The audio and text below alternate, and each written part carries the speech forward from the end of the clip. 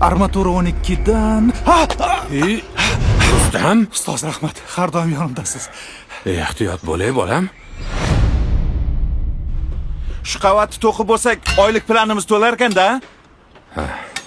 Keyin narigi blokka o'tamizmi? Usta. Ha, shunaqa shekil.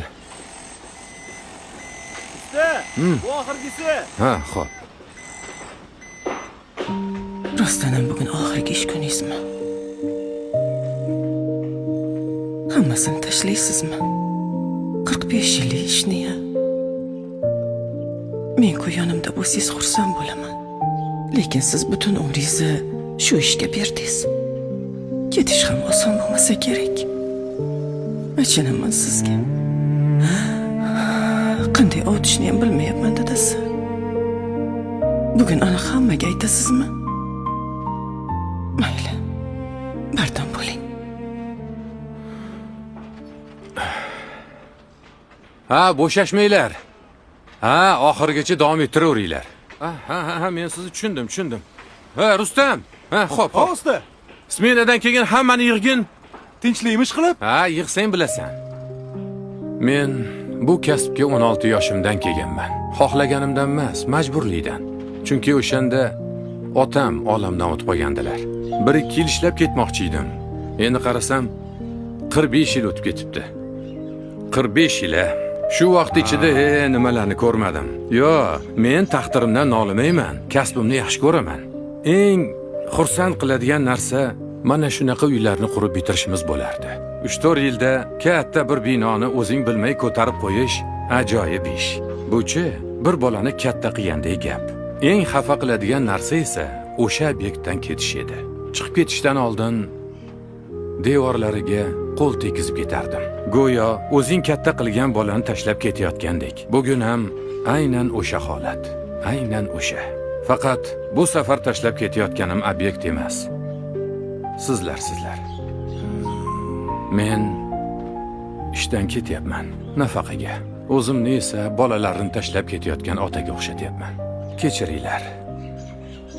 2 haftadan beri aytolmayotgandim. Yuzim beklamadi. Shunga rozi bo'linglar.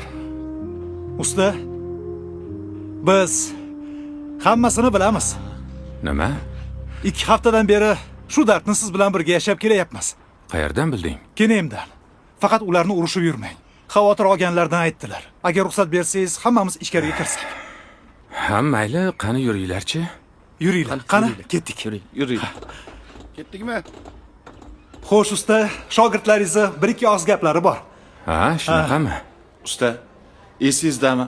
2019-yil oilam buzilib ketayotgan edi. O'shanda 2 soat dardimni eshitib, uyni buzish oson, lekin qurish qiyin. Agar uni qura olsang, rohatini ko'rasan degan edingiz. Shu gapingiz hayotimni o'zgartirib Mana hozir gulday oilam bor. Rahmat sizga usta. Ya, endi qo'ysangchi, bu o'zingni qaroring edi. Men qarzga botganimda uyimni sotaman deb turgan edim. Siz o'shanda oxirgi narsangni sotmagin deb bir konvert bergansiz. Ochsam kerakli pul bor ekan. Qarzlarimni yopdim. Ammo keyin bilsam, o'g'lingizni to'yini surib, to'yni pulini menga bergan ekansiz. Bu yaxshilikni unutib bo'ladimi? Bo'ldi, Bobur, bo'ldi qiyin. Yaqinlarim ham qilmagan ishni qilgansizda, aka. Mana Bo'ldi. meni boshda ishga olishmagan. Chunki diplomim yo'q edi, tajribam yo'q edi. O'zi ham 30 yoshda kelganman. Hamma endi kech degan. Siz bo'lsa direktor oldiga kirib gaplashib chiqqansiz. Nima deganingizni keyin eshitdim. Shu bolada bir yaxshilik bor. Olaylik shuni. Men o'zim javob beraman degansiz. Meni tanamasdan turib, mana Xudoga shukr, eng yaxshi shogirdlaringizdan biriga aylandim. Odamgarchilik va ishonch uchun rahmat sizga. Onam kasal yotganda mashinangizni bergandingiz. Rahmat sizga. Meni o'g'irlikda ayblashganda siz meni qutqargansiz. Rahmat. Boringizga Bo'ldi qilinglar. Bo'ldi. Yopiqli qozon yopiqligicha qolsin. Usta, sizga ozgina hadyalarimiz bor. Ha, Yeah. mana buni olamiz faqat. Hali bu ishlaring bormidi? Bo'lsa, Rahmat. bunisi esa hammamizda. Azmasa. Rahmat. Tabriklaymiz. Rahmat. Hormanglar, Akbar Ali, kel. kechikmadingmi usta? Keling. Axiyri aytibsiz-da bolalarga. Lekin men sotmadim. Ha, kim sotganini men bilaman, Akbar Ali. Yo'q, Endi stolingizdagi arizani imzolang, Akbar Ali.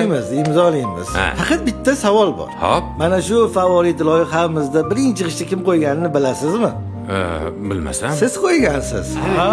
Sizdek odamni qo'yib yuborishlik biz uchun og'ir. Shunga uzoqlarga ketib qolmang deb, o'zingiz birinchi g'isht qo'ygan uyingizdan xonadon sovg'a qilamiz. Buyursin, usta, buyursin. Rahmat. Sog' bo'ling. Qani ushlab tur buni. Xo'p. Yigitlar. Men ham yaxshilikka yaxshilik bilan javob beraman. Sizlarga ikkita meros qoldiraman. Birinchisi, har doim nima bo'lishidan qat'iy nazar tinch uxlash va halovatni tanlanglar. 45 yil davomida sement sifatsiz bo'lmasin. Armaturani ingichkasini ishlatib qo'ymaylik. Qurilishda o'g'irlik bo'lmasin deb yashadim. Chunki ertaga bu yerda odamlar yashaydi. Hech qachon pul uchun vijdoniylarni, tinch uyqiylarni, halovatiylarni sotmanglar. Mana shu uylarda yashaydigan odamlar sizlarni qarg'amasin. Aksincha, duo qilsin. Sizlarga qoldiradigan merosim mana shu. Usta, ikkinchi meroschi? Qaralay qursin. Ikkinchi merosim shuki, hech qachon xotinlaringga sirlaringni aytmanglar. Baribir sotib qo'yar ekan. Bo'ldi. Insofinglar bormi o'zi? 45 yil ishladim-a. Qani bir bazmi Jamshid qilmaymizmi? Rustam, menga qara. Mana u kartamni olganda shunday bozorlik. Yo'q, bozorlik qilingan. Hammasi allaqachon tayyor. Qani hamma oshxonaga. Yuraylik, ketdik. Qani Qani yuring.